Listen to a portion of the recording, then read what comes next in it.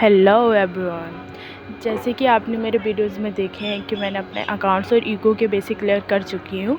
अब जो बच्चा है वो है बीएसटी बिज़नेस स्टडीज़, जो काफ़ी हद तक मेरे को इजी लगी। इसमें इंडस्ट्री क्या होता है, बिज़नेस क्या होता है, नॉन इकोनॉमिक एक्टिविटी क्या होता है, इकोनॉमिक एक्टिविटी क्या होता है, जिसका मोटिव पैसे अर्न करना है वो इकोनॉमिक एक्टिविटी है, और जिनका एम अपने मन को सेटिस्फाई करना है। और यहाँ पर मैंने मैंने अपने बेसिक को पूरा नहीं क्लियर कर पाई, क्योंकि ये रहा थ्योरी सब्जेक्ट और थोड़ा लंबा भी जाएगा, तो नेक्स्ट भी बीएससी ही करेंगे हम।